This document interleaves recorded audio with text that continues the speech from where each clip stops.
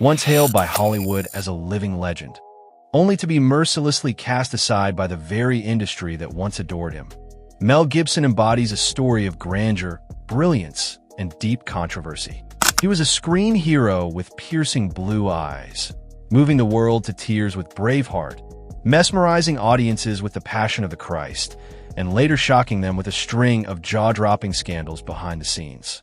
Rising from a nameless Australian actor to the pinnacle of global fame, and then plummeting to become a pariah within the same industry he had once conquered, Gibson's life plays out like a tragic epic, written in blood, tears, faith, and redemption. In him, people saw a true artistic genius, brilliant yet volatile, admirable yet unsettling, constantly making us question, where exactly is the line between genius and self-destruction? If you enjoy stories like this, don't forget to subscribe for more. Early life and career. Mel Gerard Gibson was born on January 3, 1956, in Peekskill, a small town in New York. He was the sixth of 11 children, raised in a devout, sometimes extreme religious household. His father, Hutton Gibson, was a staunch traditionalist Catholic and a highly controversial figure known for his radical political and religious views. Hutton publicly questioned the Holocaust, opposed Vatican II reforms, and frequently condemned the American elite. Mel's mother, and Riley, was of Irish descent and deeply rooted in Catholic traditions, something that would leave a lasting mark on Mel's worldview and later on the thematic core of the films he directed. When Mel was 12, the family made a life-altering decision to leave the U.S. and move to Sydney, Australia. The move was largely motivated by Hutton's desire to keep his sons from being drafted into the Vietnam War. During that politically charged era, many American families sought ways to shield their children from the horrors of war. But relocating to Australia wasn't merely about avoiding conscription. It became a pivotal moment in Mel Gibson's life, as it was there that he discovered his path to the arts. In Australia, Mel enrolled at the National Institute of Dramatic Art, NIDA, the country's most prestigious acting school. There, he received formal training in classical theater, especially the works of Shakespeare. His teachers and peers often recalled him as a magnetic force on stage, raw yet compelling. He showed remarkable versatility, effortlessly transitioning from tragic heroes to comedic roles and complex villains. Among his standout classmates was actress Judy Davis, with whom he often performed during student auditions and workshops. In 1977, Gibson landed his first movie role in Summer City, a low-budget indie film that nonetheless served as a springboard into the eyes of major filmmakers. Australian cinema at the time was experiencing a creative renaissance known as the Australian New Wave, an era marked by daring new directors and bold storytelling. Gibson quickly emerged as a prominent face of this movement, distinguished by his classic matinee idol looks, intense blue eyes, and rugged masculinity. His true breakout came in 1979 when he was cast in the lead role of Mad Max, directed by George Miller. With a shoestring budget, dystopian setting, and violent storyline, Mad Max was initially seen as a gamble. But the film exploded into a global phenomenon, raking in massive profits and turning Gibson into an international superstar almost overnight. His stoic presence, burning eyes, and emotionally charged silence became iconic in action cinema. The success of Mad Max not only catapulted Mel Gibson to stardom, it also shaped his future artistic vision. The film's themes, chaotic worlds, lone protagonists driven by ideals, the tension between violence and morality, would become central to the movies he would later direct. Even early in his career, it was clear Gibson wasn't just another Hollywood face. He was an artist with depth, a mind steeped in philosophy, and a will to defy popular trends in favor of personal conviction. Naturally and without gimmicks, Mel Gibson transcended cultural and geographic boundaries to become a global icon. His journey from Australia to America wasn't a simple transition. It was the evolution of a gifted talent forged between two worlds, the traditional Anglo values of Australia and the immense spectacle of Hollywood. And in both realms, he carved out an irreplaceable place for himself. Breakthrough in Hollywood. After making a powerful impression with the Mad Max series, Mel Gibson set his sights on the American film industry, where the scale, prestige, and competition were far beyond that of any other cinematic landscape. Unlike many Australian actors of the time who were forcefully Americanized, Mel entered Hollywood on his own terms. He brought with him a unique combination of raw intensity and quiet restraint, carving out a distinctive persona, strong, enigmatic, and emotionally deep. This rare blend made him stand out among a sea of Hollywood leading men, especially at a time when muscle-bound heroes like Schwarzenegger and Stallone were dominating the box office. In 1981, Gibson made his first significant impact with American audiences in Peter Weir's Gallipoli, a poignant, anti-war film set during World War I. Although not a typical action flick, Gallipoli highlighted Gibson's depth as an actor, earning him praise for his sensitive and layered performance. He followed this up with a year of Living Dangerously, 1982, co-starring Sigourney Weaver, which further proved that Gibson was far more than just a handsome face. He could dive into emotionally intense, psychologically complex roles with ease. The turning point in Gibson's Hollywood career came in 1987 with the launch of the Lethal Weapon franchise. He played Martin Riggs, a deeply troubled police officer grieving the loss of his wife, teetering on the edge of suicide, yet fiercely loyal and dangerously skilled.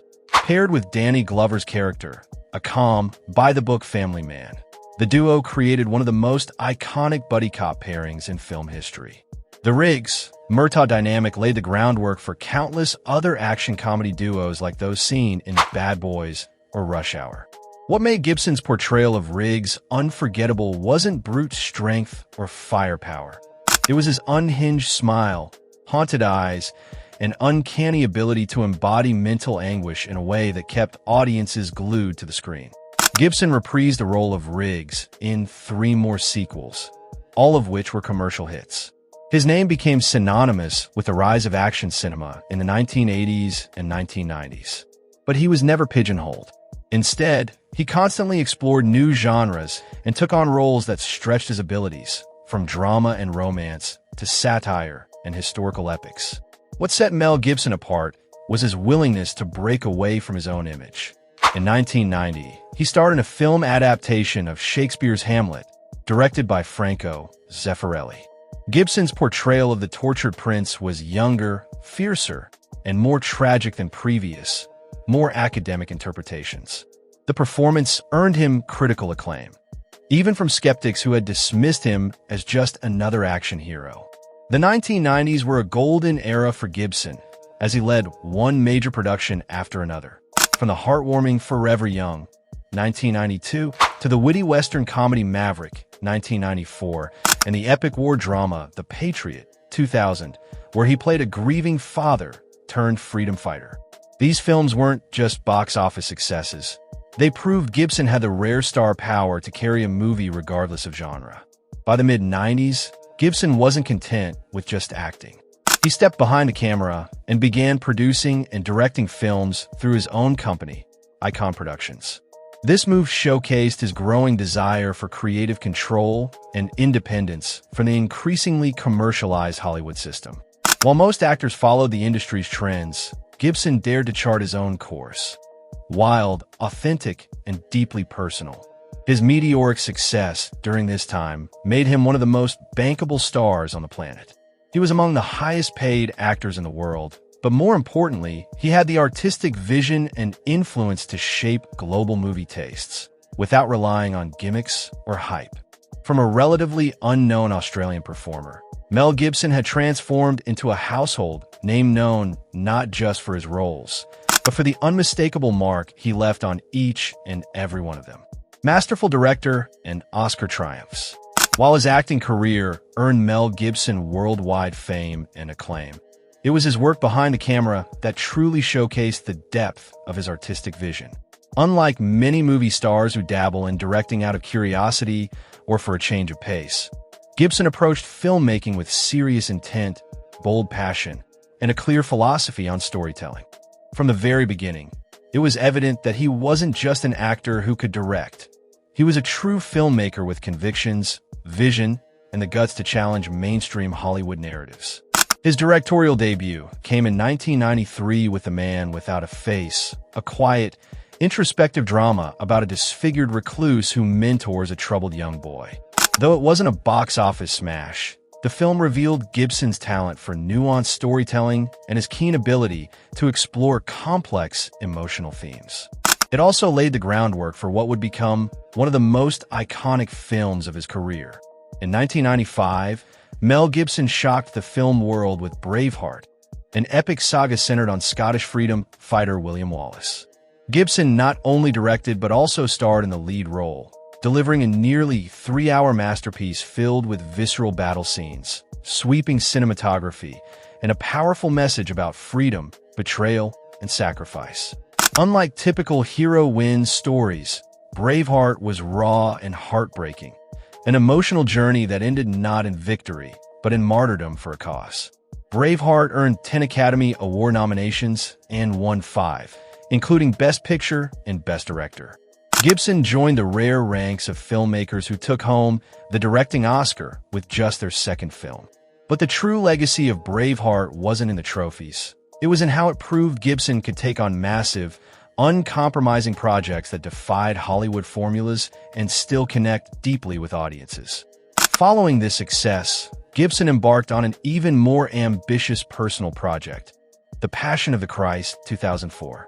The film focused on the final 12 hours of Jesus Christ's life, from his arrest to crucifixion, and was filmed entirely in Latin and Aramaic to enhance authenticity. Major studios refused to touch it, fearing it wouldn't appeal to mainstream audiences.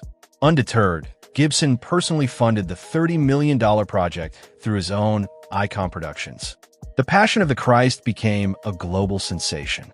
While it drew harsh criticism from Jewish organizations and Western critics, who accused it of anti-Semitism and excessive violence, it resonated deeply with Christian audiences around the world. Grossing over $600 million, it became the highest-grossing independent film of all time, and a testament to Gibson's ability to stir profound emotional and spiritual responses, even without the backing of Hollywood's major players. 2 years later, in 2006, Gibson pushed boundaries once again with Apocalypto, a brutal and visually stunning thriller set during the fall of the Maya civilization. Told entirely in the Yucatec Maya language, the film followed a hunter captured by a violent tribe who must escape and return home to save his family. Despite little promotion and a lack of familiar actors, Apocalypto captivated audiences with its breakneck pacing, breathtaking imagery, and unique perspective on culture, survival, and destruction. Once again, Gibson proved that he didn't need stars or even English dialogue to craft a gripping cinematic experience. In each of his films as a director, Gibson consistently pushed the limits of storytelling, visually, structurally, linguistically, and thematically. He wasn't afraid to depict graphic violence if it served a deeper emotional truth. He didn't shy away from tackling heavy themes like death, faith, and sacrifice. While Hollywood was increasingly leaning into safe, market-tested blockbusters, Gibson forged a tougher path, making films that reflected his personal ideals, even at the risk of alienation. Importantly, Gibson's success as a director wasn't built on luck or celebrity status. It was earned through tireless work and creative control at every level. He was hands-on with everything, writing scripts, casting, costume design, even the music and sound mixing. For Gibson, film was a vehicle for truth-telling, a platform to express belief, confront pain, and communicate with the world in the most direct, unfiltered way possible. Scandals and the fall from grace. If Mel Gibson's acting and directing careers symbolized the peak of artistic success and global acclaim, then the wave of scandals that engulfed him from the mid-2000s to the early 2010s marked the dramatic downfall of a once untouchable legend. For many, Gibson's image was no longer just tied to brave warriors and sweeping epics. It became inseparable from the explosive controversies that nearly destroyed his legacy, both professionally and personally. The first major blow came in 2006, shortly after Gibson had basked in the unexpected box office success of The Passion of the Christ. One night in July, He was pulled over by police in Malibu, California, for driving under the influence of alcohol. But what turned this into an international scandal wasn't just the DUI. It was the anti-Semitic tirade he unleashed during the arrest. According to the police report, Gibson shouted hate-filled remarks, including the now infamous line, "The Jews are responsible for all the wars in the world." Though he issued a public apology, blaming the outburst on alcohol and a moment of madness, the damage was already done. The Jewish community in Hollywood, many of whom held powerful positions in the industry, reacted with outrage. Major studios distanced themselves. Projects Gibson was involved in were suddenly shelved. Practically overnight, his name disappeared from A-lists and red carpets. The man once celebrated as an industry powerhouse was now labeled toxic, his reputation deeply tarnished by words that couldn't be taken back. Then came 2010, and with it, an even more devastating scandal. At the time, Gibson was in a relationship with Russian pianist Oksana Grigorieva, the mother of his youngest daughter, Lucia. After their breakup, Oksana released a series of secretly recorded phone conversations. The tapes shocked the public.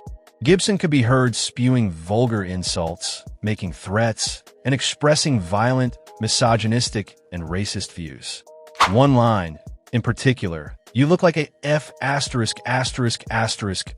pig in heat," became a media flashpoint. Oksana also accused him of physical abuse, claiming he had struck her, damaging her teeth, and causing emotional trauma. Under intense scrutiny from the press, human rights groups, and the entertainment world, Gibson again issued apologies. He cited mental health struggles, emotional burnout, and the turmoil of his divorce as explanations. But few were willing to forgive. Studios severed ties. TV networks and longtime collaborators dropped him. The Academy of Motion Picture Arts and Sciences, the same body that once gave him an Oscar, offered no support. To many, Gibson was no longer the brave icon of Braveheart or the spiritual force behind the Passion of the Christ. He had become a cautionary tale, an example of how quickly and completely a public figure could fall. Media outlets began referring to him as a free-falling star or a relic of the 90s lost in the outrage culture of the 21st century. While other celebrities had bounced back from bad behavior, Gibson's blend of anti-Semitism, domestic abuse, and racial slurs left little room for redemption. Some publications even labeled him a pariah, an outcast from the very world he once ruled. On a personal level, these years were filled with isolation and soul-searching. Gibson largely vanished from public life. He avoided red carpets, refused interviews, and kept close to only a small circle of trusted friends. At times, he retreated to his private ranch in Costa Rica or his secluded Malibu estate, living far from the glare of the press. In rare interviews, he admitted he had lost everything and spoke candidly about anger management therapy, mental health treatment, and the long, painful process of rebuilding his life. Gibson's scandals weren't just about bad press or impulsive mistakes. They were a full-scale collapse of a public figure, from global stardom to near-total exile. But they also forced uncomfortable questions within the entertainment industry. Can an artist ever recover from such massive disgrace? Should a single scandal erase a lifetime of creative achievement, wealth, and lifestyle? Mel Gibson isn't just one of the most iconic figures in global cinema. He's also among the rare few in Hollywood whose vast fortune was built largely through personal talent and creative independence. What makes Gibson's wealth particularly remarkable isn't just the dollar amount, but how he earned it. Through risk-taking, entrepreneurial savvy, and an uncanny ability to create wildly successful films that defied mainstream trends. As of 2024, Gibson's net worth is estimated by reputable sources like Celebrity Net Worth and Forbes to fall somewhere between $400 million and $850 million. While part of that stems from acting and directing fees, the bulk of it can be traced back to the massive success of The Passion of the Christ. Few realize that Gibson personally invested over $30 million of his own money to finance the film, bypassing all major studios. When a movie grossed over $600 million globally, he not only recouped his investment many times over, but retained a sizable share of the profits. Even today, the film continues to generate steady revenue from licensing, DVD sales, and digital platforms. Outside of film, Gibson is also a shrewd real estate investor, known for buying exclusive high-value properties. He once owned a lavish 100-acre estate in Malibu, complete with ocean views, a helipad, a private chapel, and horse stables. Though he eventually sold it for nearly $30 million, the property remains a symbol of the opulence he once enjoyed at the height of his fame. One of his most talked-about assets is Mago Island, a nearly 5,400-acre private island in northern Fiji. Purchased for around $15 million in 2005, the island has been transformed into a self-sufficient eco-retreat, equipped with basic infrastructure, electricity, and fresh water. For Gibson, Mago Island isn't just a tropical getaway. It's a sanctuary. In a world where wealth is often flaunted, owning a private island represents the ultimate freedom. And Gibson has embraced that lifestyle, not just with money, but with a clear philosophy of self-reliance and detachment from a Hollywood circus. He also owns several properties in Australia, his second home, and in Costa Rica, where he frequently retreats to meditate, write, and escape the pressures of public life. These homes aren't just vacation spots. They reflect his desire to maintain distance from the fame machine and preserve a space for introspection and creativity. In his early years of stardom, Gibson was known for his wild parties, lavish spending, fast cars, and love for fine liquor. But following his scandals and personal crises, his lifestyle shifted dramatically. Today, Gibson lives more quietly, avoiding the spotlight, rarely appearing at public events, and staying off social media entirely. He gives interviews only when necessary, usually to promote a film. Those who've worked with him in recent years describe him as calm, introspective, even enigmatic, but always focused and meticulous when it comes to his craft. Despite his low profile, Gibson is still ranked among the wealthiest celebrities in Hollywood, especially remarkable considering his career was severely interrupted for nearly a decade. What's even more impressive is that his fortune wasn't built on franchises, endorsement deals, or commercial fluff, but from deeply personal projects, films where he served as director, producer, and often writer. His story is a textbook example of do-it-yourself success. He took all the risks, and he reaped the rewards. In the end, Mel Gibson's wealth and lifestyle aren't just about being rich. They're about using wealth on his own terms.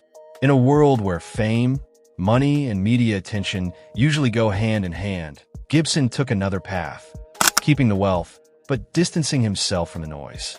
Living large, but not loud. And above all, leaving a legacy not just through material success, but through the art and the life lessons etched into every chapter of his tumultuous, remarkable journey.